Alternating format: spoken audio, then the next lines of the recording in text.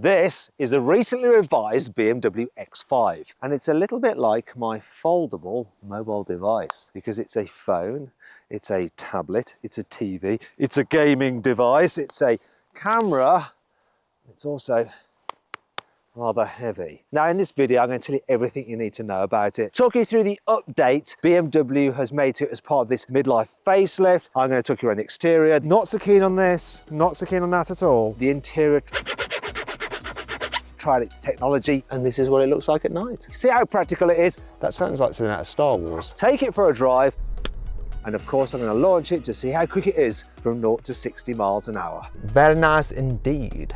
I'm Matt Watson, and you're watching Car Wow. Right, let's talk about the design of this facelifted X5. So they've tweaked the light design, very textured, very 3D. They've also changed the bumper design at the rear. Now the look of the bumper is slightly different depending on which model you go for. Sport, M Sport trim, which is this, or the M Light version. As you can see, we've got some exhaust pipes which are real. Look, real exhaust tips, although they do have some slightly exaggerated surrounds. Moving to the side, we have some new alloy wheel designs, starting at 19s, going up to 22s. We've got black roof bars here, and we've got black around the windows on this M Sport version. We've got some slightly sporty extended sills. These fake breathers here.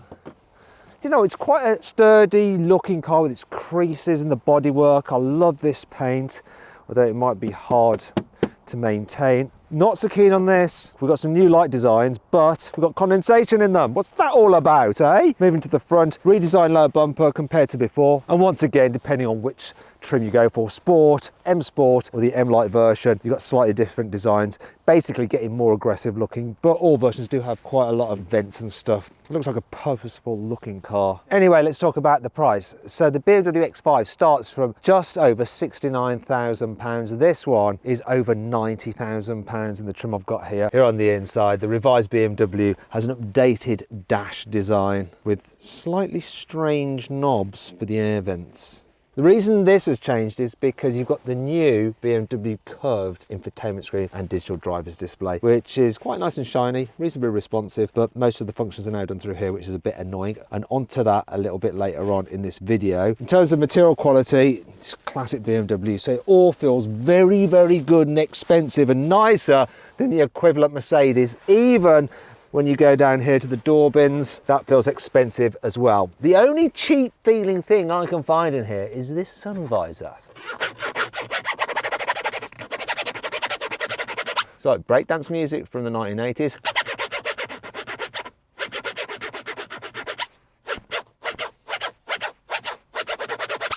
You know, enough of that. You can tell how old I am if saying stuff like that. Anyhow, driving position, really good. Lots of adjustment in these sport seats, which come as standard. Actually, as standard, you get a vegan interior, so no leather, but this does have the leather and it feels really, really nice. Right, let's move on to practicality. So you've got some storage under here, USB-C in there. Can you see that? USB-C. This is your driver console-y stuff here, where you have your gear selector there. It used to be a big knob, but now they've actually changed it to this little toggle there, and you can actually update this for BMW's crystal clarity, which are shiny bits of glass instead of these bits of plastic here. Also under here, let's have a look, we have the cup holders. Look there, you can see that they are heated and cooled. You can choose which you want. You have your 12-volt socket there, your USB charging port, and your wireless charging for your mobile phone. Oh, right, check out the glove box. So it is kind of largish, but this area does take up a lot of space, and what that is if I can open it up, come on, where is it? See that? These little cartridges are actually air fresheners, and it works with the car's ventilation system to send nice fragrances into the cabin, so you don't have to have a, I can't get that, sorry. So you don't have to have a magic tree air freshener just dangling from your rear view mirror. One last thing to show you just how practical the door bins are. Look, that's a massive bottle, there's room for it in there. I'm not going to stop though, look, another largish bottle, that'll go in there. Is there room for one more? Let's find out. Yes! There's plenty of space here in the front of the BMW X5. Now let's check out the back seats. Here in the back, the room is all right. You actually think it's going to be more than it is, but there is enough room. And the seats are raised up slightly so you can put your feet under the seat in front, which is good because there is lots of under thigh support in this car because the seat bench is really deep. I wish the footwells were deeper though, they're quite shallow, but it does mean that you don't have a big hump in the middle of the floor. So if you need to carry 3 people in the back at once, the person in the middle seat doesn't really have to straddle that big hump that you get in some other SUVs. In terms of carrying 3 people in the back at once, there is enough room for 3 adults. Bit tight on the shoulders, but everyone has enough headroom because headroom's really good and the car's quite boxy. Yeah, it's a real practical car here in the back seats. The only thing is that you can't actually recline these seat backs. No, you can't. Like you can in an Audi Q7. If you want to see my full in-depth video review of that, click on the pop-out banner appearing in the top right corner of the screen. In terms of carrying children, ISOFIX anchor points are really easy to get to, and the doors open super wide. So it's easy to maneuver a big child seat in here, and there is just about enough space for a bulky rear-facing seat without having to move the front passenger seat forward at all. The car has these little things here where you can actually fix iPads and phone holders too, and look, you've got your USB-C charging ports in there. You've got climate control in the back as well as in the front. You've got these big pockets on the seat backs. Underneath here you have some more storage. You have, come on, cup holders, and wait for it people, some through loading as well. And one last thing to show you is that as well as some blinds there, didn't do that well, did I? Some blinds there, you have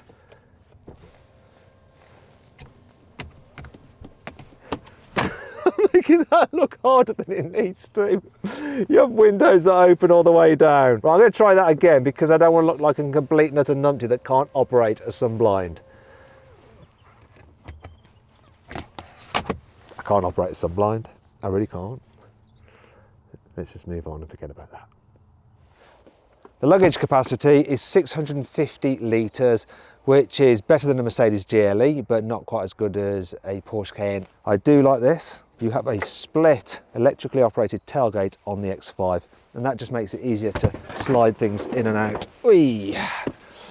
One of the slight problems with the tailgate though is that then it's like harder to reach into, like get to stuff at the back, like those tie down points down there. So that is an issue. So sometimes you want to put it back up. But anyway, while we're in here, let me show you this. Lots of storage under there, and it's nice that this is on a expensive feeling gas strut. That sounds like something out of Star Wars. Listen, like a laser or something. Crazy. Anyway, let's move on. If you need to fold down the rear seats, you have to walk around. Why don't they have releases in the boot? Bear with me. Well, that feels expensive the way that just folds down. Let's do the other side. There we are. And then it makes it easier to slide things to the front. Right there. Nuts. And there's a problem with the this extended tailgate. And so you put it back up. Actually, I could have done that electrically. Why do something manually when you can do it electrically?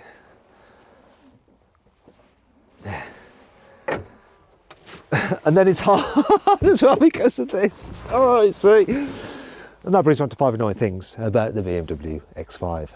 BMW has moved quite a lot of functions which were controlled by buttons in the cabin into the infotainment system. For instance, in the past you'd control the distance for the radar guided cruise control using a toggle switch on the steering wheel. Now you have to go into the infotainment system, press that, press driver assistance, move down to driving, and then go to distance control and alter how far you want to keep the car from the car in front. Another one that's a bit weird is to alter the light settings. So you have auto on and off down here, but then you have to press this button to bring up the lighting settings to go and control whether you want all these features like dip beam and side light and stuff like that, rather than just having it down there, which seems stupid. There is no little wash function for the rear view camera, and it gets covered in grime, so you have to get out and clean it yourself this way. Lovely. This black trim looks really nice, but it smudges easily and scratches easily, so you have to be very careful when you clean it. I actually cleaned an 8 Series that I had in a similar kind of trim, and I ended up scratching all this panel. Didn't tell BMW, I just gave it back. Hopefully no one from BMW is watching this now. As you can see, the sills aren't covered up by the doors, which is a bit annoying on off-roader because these do get covered in grime and they stick out in order to create a sporty look. As a result, when you're getting in and out, you find that you rub your trousers over these sills and the back of your trousers then get a bit dirty. The plug-in hybrid version of the X5 has a boot capacity of 500 litres, which is 150 litres less than the standard car because there's batteries underneath the boot floor. They actually take up this space that I'm hanging out in at the moment. It's pretty comfortable. Shame you lose on the plug-in hybrid. However, that does bring me on to 5 cool things about this car. You see, that plug-in hybrid version has an electric-only range of 66 miles on a full charge, which is 1 mile further than Mercedes says their plug-in hybrid version of the GLE can go. If you need to carry more than 4 passengers in your X5, then you can get a 7-seater version for added practicality. If you think this car is a little bit too high, say for loading it with shopping or for your old dog to jump into, all you have to do is press this button here, and if you have the car fitted with air suspension, it will lower down on that air suspension. It's actually going back up. Oh no, it's going down. Why does it have to go up to go down? Anyway, look, you can see it lowering. That's better, isn't it? You can get this car with a panoramic glass roof, and look at this. It opens if you want it to, not just like that, you can make it open like this as well. Let a bit of air in. Also, you've probably noticed these little patterns in it. That's because it actually has LEDs which shine across it and they illuminate, and this is what it looks like at night. Quite cool, isn't it? This is my favourite button on the X5, the optional deployable tow hitch. Oh, that's lovely. I'm gonna make it go away again. I also like this as well. The way you can shut both openings in one go just by pressing this. I'm being eaten! I'm being eaten! Engine choices on the X5 include a 3-litre straight-six diesel with 300 horsepower, another 3-litre straight-six diesel with 350 horsepower, a 3-litre straight-six turbo petrol mated to an electric motor, plug-in hybrid with 490 horsepower, then a 4.4-litre twin-turbo V8 in the M60i with 530 horsepower. All cars have an 8-speed automatic gearbox and 4-wheel drive. Right, let's see what this X5 is like to drive, starting off with in town. So this particular car is fitted with the optional air suspension, and it's a no-brainer. In fact, it's so much of a no-brainer, BMW should just add it to the car as standard and increase the price, because some people will actually omit or forget or not even think they should fit it, and you've got to, because it's just so good at dealing with bumps. It makes the car feel sophisticated in the way that it drives. You just waft down the road. Oh, it's so comfy, so relaxing. Also, you sit up nice and high, so you get a great view out of the front. Bit of a blind spot here, but it's not too bad. Got extra windows at the back so that there's not too much of a blind spot caused by those rear pillars, and the view out the back window is very good as well. Steering is light enough in town. Obviously it's speed sensitive. The brakes are progressive, they're not grabby, yet they're strong. As for the maneuverability, well, I'm going to do a U-turn here, which will probably annoy all the people behind me, but let's give it a go. Turning circle isn't the best, 12.6 meters, but let's see how I get on. So I'm going to enable my cameras to help me out. Come on. Right, let's see if I can get round. Should make it there. Everything's green. Everything's green and amber, so that's all good. Oh, here we go. Can I avoid the curb here? It's saying right. Now I'm going to make a bold decision. I'm in a 4x4. I'm going to go up the curb, which would be a fail if I was on my test, but I don't want to crunch my alloy wheels. Thing is, if I'd have been in a Mercedes GLE, I would have made that round, because its turning circle is 12 meters. That extra like 60 centimeters tightness would have seen me good. If you want to see my full in-depth video review of that car, just click. I'm just waving to a car for waiting for me, but it's actually parked.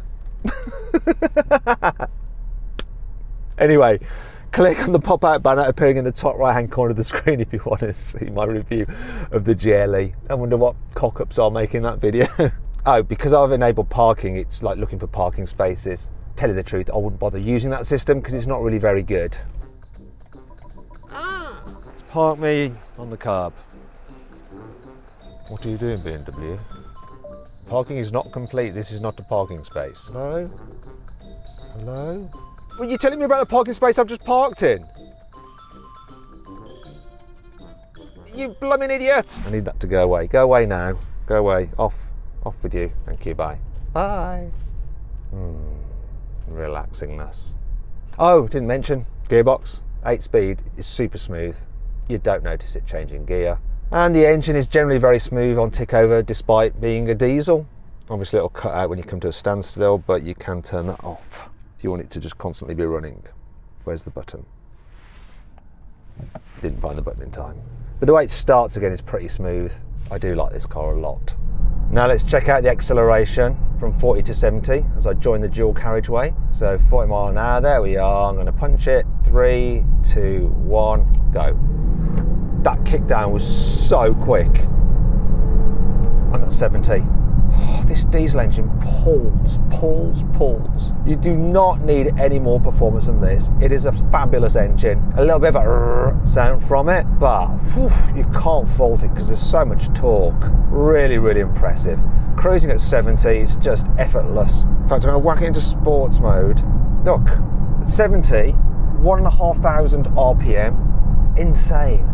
I don't like the fact that you can't see the rev counter when you're in comfort mode. It's like this stupid power reserve thing, like it thinks it's a Rolls Royce or something. I know BMW own Rolls Royce, that's clearly where they got the idea from. You know, cruising at speed, it's really, really quite comfortable. You get a little bit of tyre noise because those tyres are huge, a little bit of wind noise, but still feels very, very luxurious. You are isolated from the elements. It's nice. Nicest thing though is looking down at the range here. So it says I've got 551 miles of range and I've got like 3/4 of a tank left. Earlier when I had the car, it was saying over 600 miles of range. You know, it's really refreshing for someone who often tests EVs and you don't ever see numbers like that on your expected range.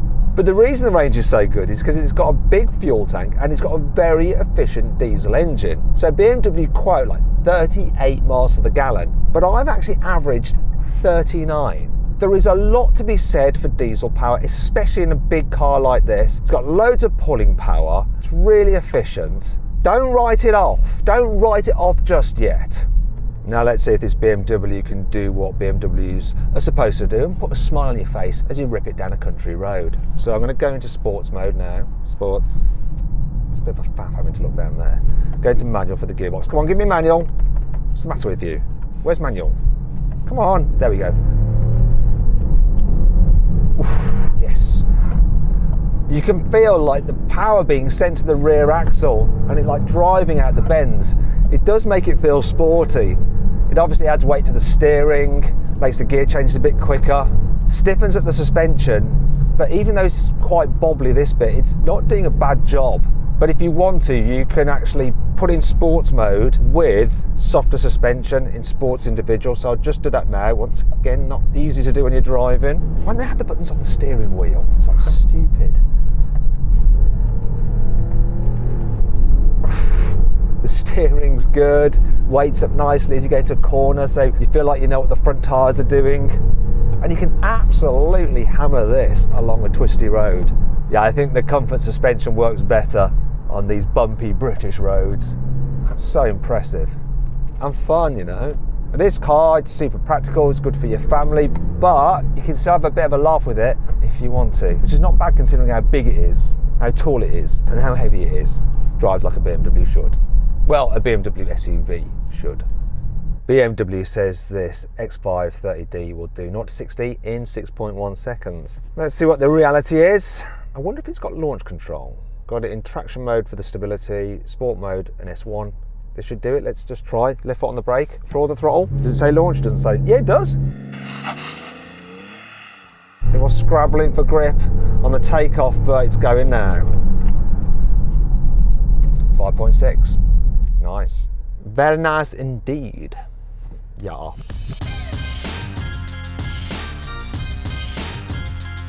So then, what's my final verdict on the revised BMW X5? Should you avoid it? Should you consider it? Should you shortlist it? Or should you just go right ahead and buy it? Well, I reckon you should go right ahead and buy the BMW X5. It really is a truly great all-rounder, just like my folding phone, yeah! Hey, if you enjoyed the video, please give it a like, it really helps us out, and let me know what you think of my verdict on this car in the comments below. If you click on the video windows, you can watch some more videos. Thanks for watching.